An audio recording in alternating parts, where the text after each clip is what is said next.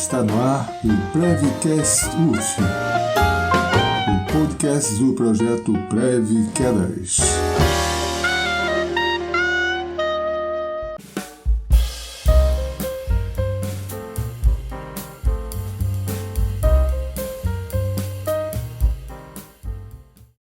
Sou Edmundo de Drummond Alves Júnior, professor do Instituto de Educação Física da Universidade Federal Fluminense. Eu sou Mariana Lobo, bolsista do programa Prev-Quedas desde agosto de 2020.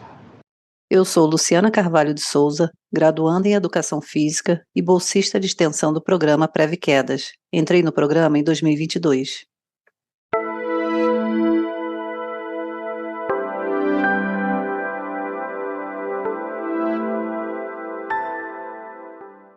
A Organização Mundial da Saúde, OMS, define a doença de Alzheimer como um transtorno neurodegenerativo progressivo e fatal, que se manifesta por deterioração cognitiva e da memória, comprometimento progressivo das atividades de vida diária e uma variedade de sintomas neuropsiquiátricos e de alterações comportamentais.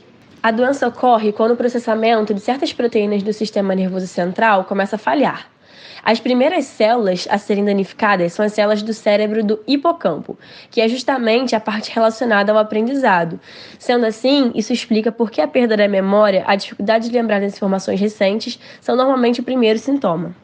De acordo com o Ministério da Saúde, o Alzheimer é o tipo de demência que mais acomete idosos. Sua causa ainda é desconhecida, mas acredita-se que seja geneticamente determinada. A doença acomete o indivíduo de forma lenta e contínua, e depois que se confirma o diagnóstico, a estimativa de sobrevida varia de 8 a 10 anos. Normalmente, o quadro clínico se divide em estágios. Estágio 1, forma inicial. Alterações na memória, na personalidade e nas habilidades visuais e espaciais. Estágio 2, forma moderada. Dificuldade para falar, realizar tarefas simples e coordenar movimentos. Agitação e insônia. Estágio 3, forma grave. Resistência à execução de tarefas diárias, incontinência urinária e fecal, dificuldade para comer, deficiência motora progressiva. Estágio 4, terminal, restrição ao leito, mutismo, dor ao engolir e infecções intercorrentes. Dentre os sintomas mais comuns da doença de Alzheimer está o esquecimento da memória recente e, com a progressão da doença, a perda das memórias mais antigas. Além disso, o indivíduo também pode apresentar sinais de irritabilidade, dificuldade de realizar tarefas antes consideradas fáceis, confusão sobre lugares, pessoas ou eventos e alterações visuais. Ainda não se tem total compreensão do porquê algumas pessoas desenvolvem a doença e outras não, mas pesquisas apontam alguns fatores que expõem o indivíduo a um risco maior, como, por exemplo, a idade, a genética, possuir deficiência cognitiva leve, doenças cardiovasculares, traumatismo craniano e a educação.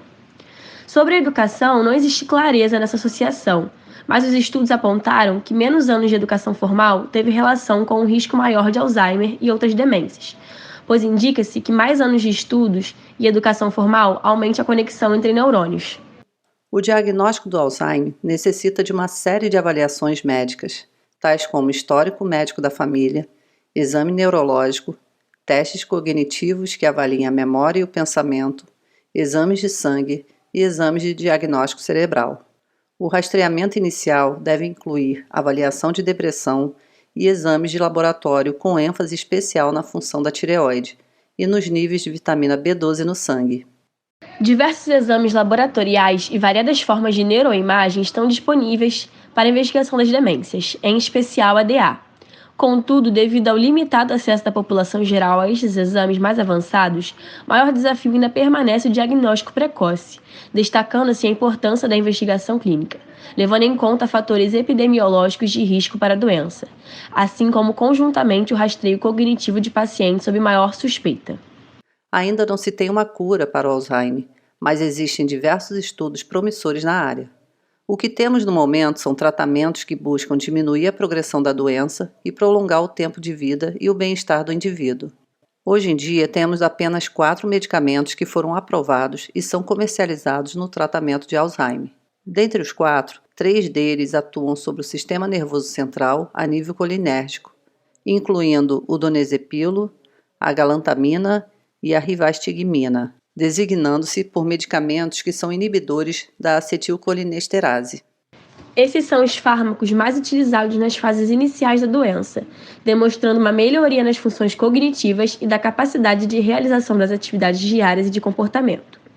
O outro medicamento é a memantina, o mais recente fármaco aprovado para o tratamento da doença de Alzheimer, e tem como alvo os NMDARS, exercendo um efeito antagonista sobre esses receptores, ou seja, funciona como um modulador glutaminérgico.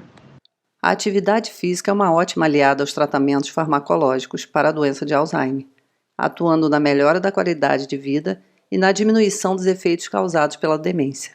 Estudos mostram que o exercício físico pode ser efetivo no retardo da redução funcional em pessoas com doença de Alzheimer. Segundo Bertoldi e Kottmann, um dos benefícios causados pela prática da atividade física é o aumento da circulação sanguínea no cérebro, que estimula a liberação de neurotrofinas, substâncias que ajudam no funcionamento do sistema nervoso central. Além disso, o exercício físico promove benefícios como melhora no aspecto moral e autoestima do paciente, além da preservação das capacidades funcionais por um maior período de tempo, provendo, assim, uma melhor qualidade de vida para o paciente com doença de Alzheimer. É importante deixar claro que os exercícios físicos praticados durante o tratamento da doença de Alzheimer devem ser adaptados às condições do paciente, sendo necessária uma flexibilidade por parte do profissional para realizar os ajustes necessários para a melhora do bem-estar da pessoa com doença de Alzheimer. Chegamos ao final desse episódio, esperamos que todos tenham gostado e possam ter entendido um pouco mais sobre a doença de Alzheimer. Obrigado por estarem com a gente, fiquem todos bem e se cuidem. Obrigado por ter nos ouvido até aqui e até a próxima. Esse episódio foi apresentado por Mariana Lobo e Luciana Carvalho. Roteiro de Mariana Lobo e Maria Cristina. Identidade visual Nicole Freitas. Edição de áudio Luciana Carvalho. Responsável pelas nossas redes sociais, Mariana Lobo. O professor Dr. Edmundo de Drummond Alves Júnior é o coordenador e idealizador do programa Preve Quedas.